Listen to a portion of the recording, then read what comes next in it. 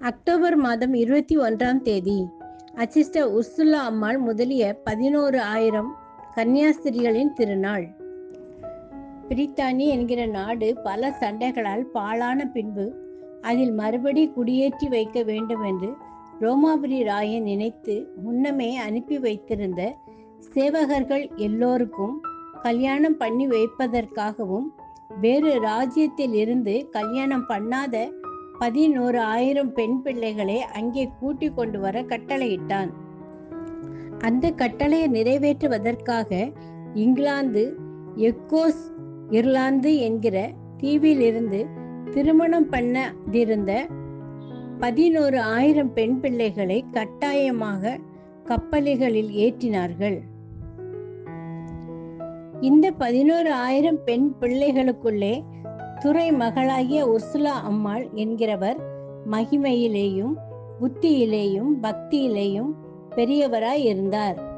அவர்கள் கப்பலிலே பயணம் போகும்போது விரோதமான புயல் காற்று அடித்ததினால் முன் சொல்லப்பட்ட ஸ்தலத்திற்கு போய் சேராமல் ஜெர்மனிய தேசத்து துறையிலே போய் சேர்ந்தார்கள். அப்போது அந்த தேசத்தில் பாய்ந்து பறந்து இருந்த துஷ்ட அக்கியானிகளுடைய பாளையத்தார் அந்த பெண் பிள்ளைகளை கண்டு தங்களுடைய பொல்லாத ஆசையை தீர்த்து கொள்ள இது நல்ல சமயம் என்று நினைத்து அதற்கு சம்மதிக்க அவர்களை கேட்டார்கள்.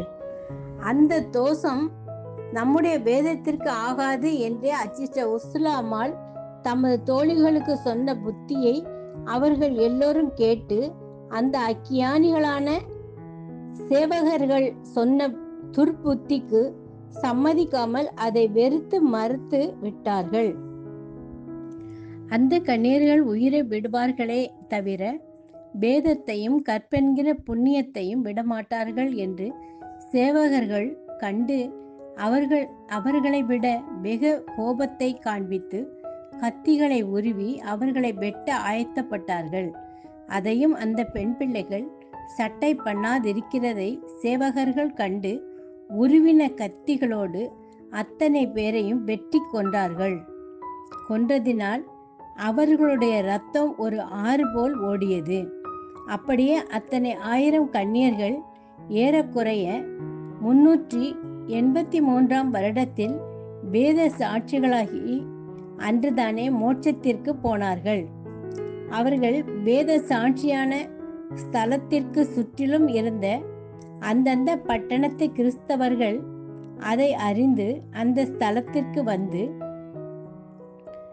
அந்த சரீரங்களை எல்லாவற்றையும் மகா வணக்கத்தோடு அடக்கம் பண்ணினார்கள். பின்னும் சிலவற்றை எடுத்து அவைகளை தங்கள் பட்டினங்களுக்கு கொண்டு போய் கோவில்களில் வைத்தார்கள். அந்த சரீரங்கள் இடமாய் அநேக புதுமைகள் சம்பவித்தன.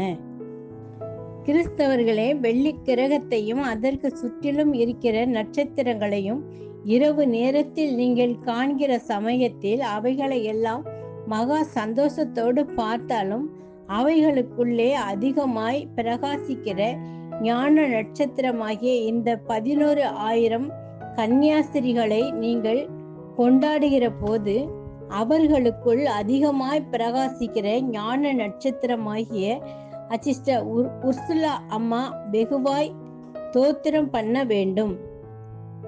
பெண்ணாய் பிறந்த இந்த 11,000 பேர்களும் தங்கள் வேதத்தை விடாதபடிக்கு தன் உயிரை கொடுத்தது இயேசுநாதருடைய வேதம் சத்திய வேதம் என்பதற்கு நிச்சயமான அடையாளமாய் இருக்கிறது.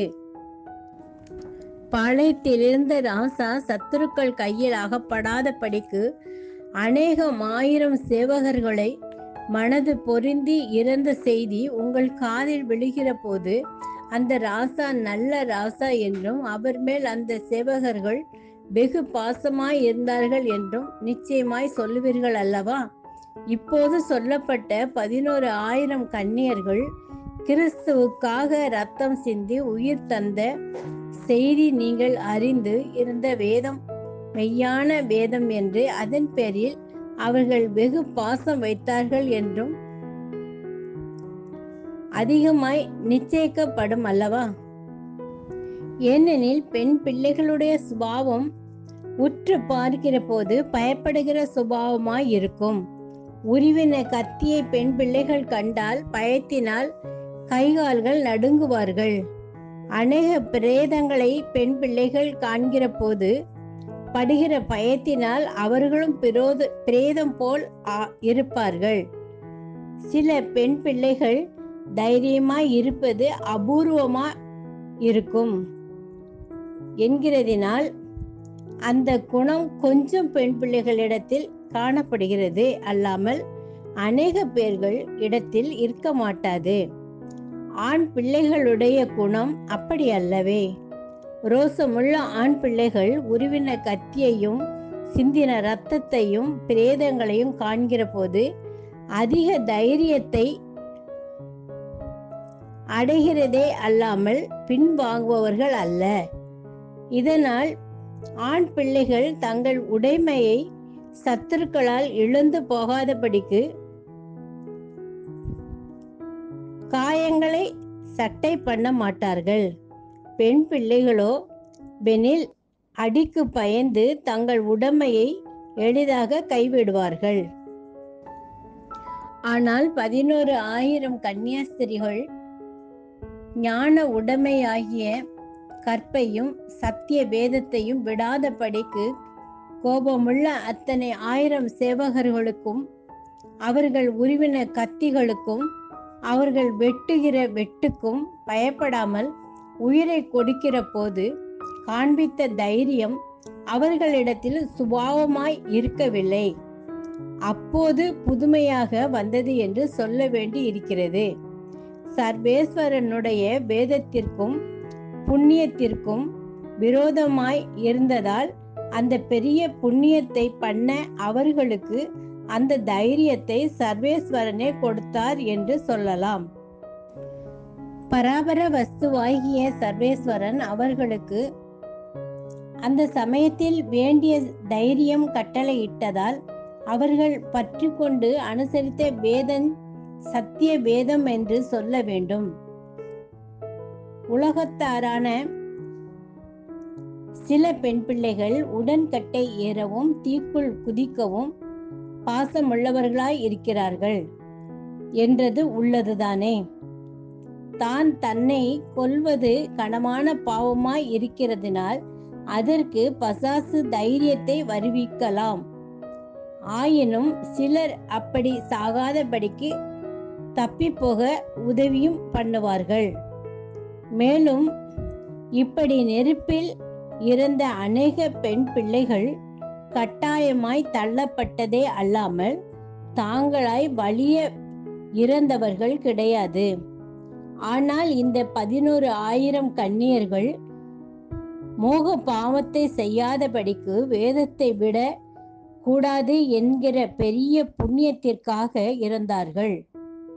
அவர்கள் கட்டாயம் இல்லாமல் மனது பொருந்தி உயிரை கொடுத்து விட்டார்கள். ஆதலால் முன் சொல்லப்பட்ட காரியத்திற்கும் இதற்கும் வெகு தூர வித்தியாசம் இருக்கிறபடியினால் இதோடு அதை ஒப்பனையாக சொல்லக்கூடாது. 1 வருடத்திற்கு உள்ளாக இந்த 11,000 பேருக்கு ஆளுக்கு ஒரு பிரியத்து மந்திரம் வேண்டிக் கொண்டால் அவர்கள் வழியாக நல்ல மரணம் அடையலாம் என்று பக்திமான் நிச்சயித்து இருக்கிறதினால் அநேக பேர்கள் ஆசையோடு அப்படிப்பட்ட புண்ணியத்தை நிறைவேற்றி கொண்டு வருகிறார்கள். நல்ல மரணம் அடைகிறது பெரிய காரியம் அல்லவோ? அப்படிப்பட்ட பெரிய காரியத்தின் மேல் நீங்கள் ஆசையாக இருந்தால் அசிஸ்டர் உர்சுலா அம்மாள் பேரில் அவருடைய துணைவிகள் மேலும் வெகு பக்தி வைத்து அவர்களை குறித்து தினம் 30 பிரியத்தமும் அவர்கள் திருநாள் அன்றைக்கு விசேஷமாய் 50 பிரியத்தமும் வேண்டிக் கொண்டால் 1 வருட முடிவிலே கணக்கு பார்த்தால் 11,000 கன்னியாஸ்திரிகளுக்கும் ஆளுக்கு 1 பிரியத்துமாகும். அன்றியும் இந்த திருநாளுக்கு பரிபூரண பலன் உண்டு என்று அறிய கடவீர்களாக. பிரியத்து மந்திரம் என்றால் 1 கர்த்தர் கற்பித்த ஜெபம், 2 மங்களவார்த்தை ஜெபம், 3 தந்தை மகன் தூய ஆவி என்று அறிய கடவீர்களாக.